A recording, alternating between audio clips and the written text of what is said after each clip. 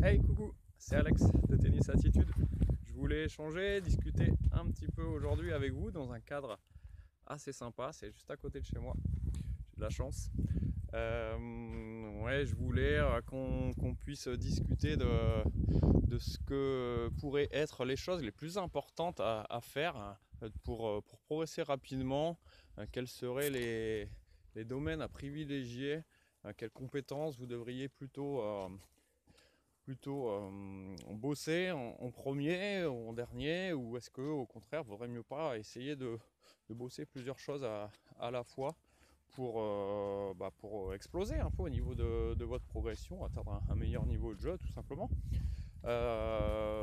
Déjà une chose, peut-être parfois on a tendance un peu à mettre en conflit les différentes compétences, que ce soit la technique, tactique, physique, mentale.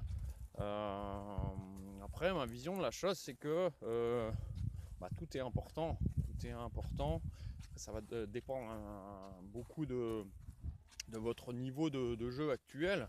On peut considérer que si vous êtes débutant, vous allez sans doute attacher un petit peu plus d'importance à la technique parce que dans un premier temps, c'est la maîtrise de la balle qui va compter, le fait de ressentir quand même un minimum de plaisir à jouer, parce que si vous ne mettez pas une balle dans le court, si quand vous jouez avec quelqu'un, chaque balle ça dure 3 secondes parce qu'il y a faute, faute, faute, automatiquement vous n'allez pas vous sentir bien dans ce sport.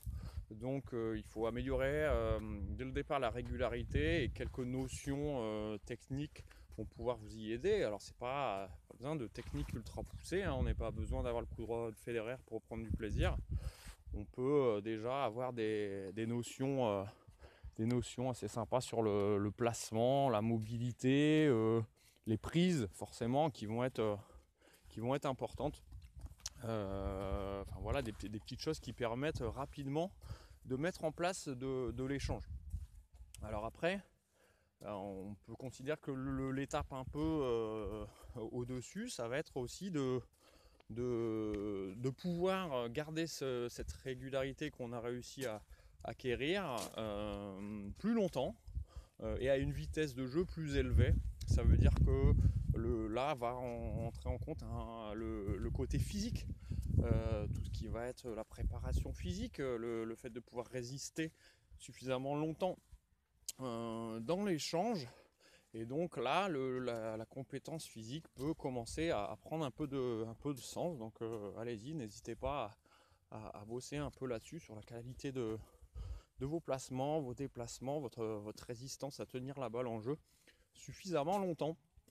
Ensuite, si on commence à bien toucher la balle, qu'on est satisfait de sa résistance et de sa régularité dans l'échange, on peut y intégrer progressivement des notions tactiques qui vont permettre de gagner des points, de comprendre un peu les différentes stratégies de jeu, d'utiliser ses points forts, de jouer à tel ou tel endroit, même si cette notion-là peut être déjà utile aux débutants, hein. Avec les plus jeunes, on commence dès les premiers pas à essayer d'intégrer cette notion de tactique dans le jeu, jouer l'espace libre, éventuellement faire des coups gagnants, monter au filet. Enfin voilà, c'est quelque chose qui peut se travailler au tout début, mais qui va prendre quand même un petit peu plus de sens à partir du moment où, où on a atteint un certain niveau de régularité.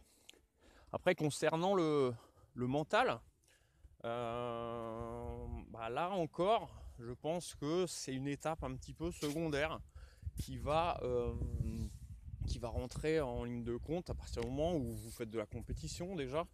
On n'est pas obligé, hein, de faire la compétition pour avoir comme passion le tennis. On peut très bien s'amuser avec un pote le dimanche à jouer et sans trop se prendre la tête sur l'amélioration de son mental. Mais à partir du moment où on fait de la compétition, on va vite se retrouver confronté à essayer de mieux maîtriser ses émotions. Et là, ce côté-là va vous aider, c'est clair, à atteindre un palier supérieur.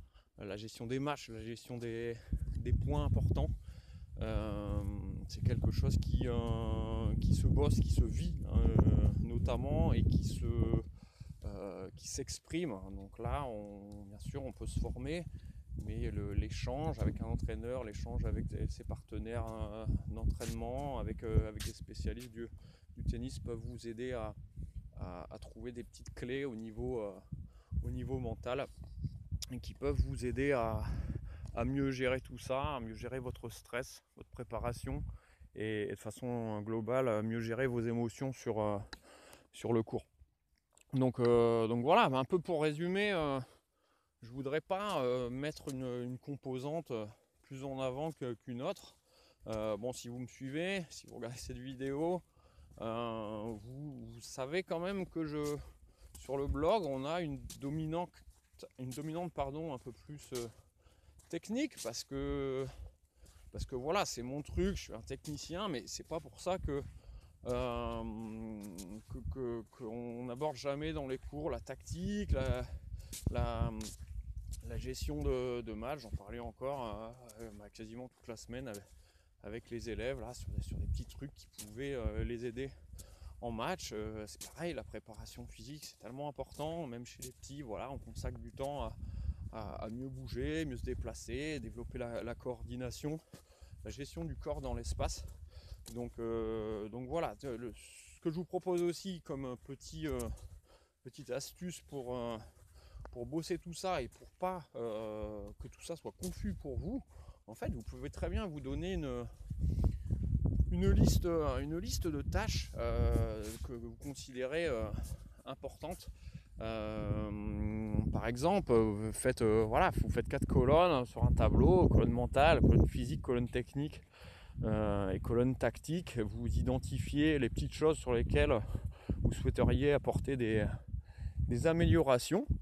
Et en fait, l'idée, c'est de travailler à l'envie. Ça sert à rien de vous forcer pendant une semaine ou 15 jours à vous dire ok, là en 15 jours je vais bosser mon mental, là je suis au taquet.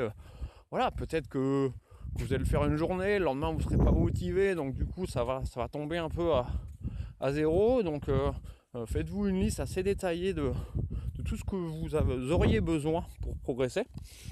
Et puis ensuite, après, travaillez à l'envie, quoi. Prenez votre liste. Tiens, aujourd'hui, ce qui me branche plus, c'est d'aller faire une petite séance de 20 minutes d'échelle d'agilité, un peu de saut à la corde, et puis j'irai courir après. Et voilà, ça vous fera du bien pour les jambes, pour votre mental aussi. Et après, un autre moment, voilà, vous prenez votre liste technique. Voilà, j'aurais besoin de bosser ma deuxième balle. Voilà, comment je vais m'y prendre. Allez, pourquoi pas, je vais prendre un cours. Puis après, derrière, je vais essayer d'intégrer les apports dans une session de match avec un partenaire de jeu. Donc voilà, je pense que c'est plutôt comme ça qu'il faut voir le truc. Pas se forcer à faire les choses de façon un peu trop programmée. Ça fonctionne pas toujours de cette façon là. Voilà, je suis un peu comme ça aussi dans ma façon d'être. C'est un peu feeling. Voilà, c'est pareil, hein, cette vidéo là, j'y ai pensé il y a 5 minutes. Peut-être que ce sera bien, peut-être que ce sera pourri. Voilà, peu importe, je l'ai fait. J'espère que voilà, ça peut vous donner des petites pistes. Donc voilà, puis tout simplement, c'était sympa, on a fait un petit tour. Moi j'ai pris un grand bol d'air. Donc rendez-vous une prochaine fois. Autre vidéo, autre contexte, autre sujet, sur le terrain ou pas, avec la raquette ou pas, on verra. Feeling complet. Rendez-vous prochaine fois sur Tennis Attitude. N'oubliez pas de mettre un petit like, partager la vidéo si c'est quelque chose qui vous a plu. Et puis on progresse ensemble, on continue l'aventure. Salut!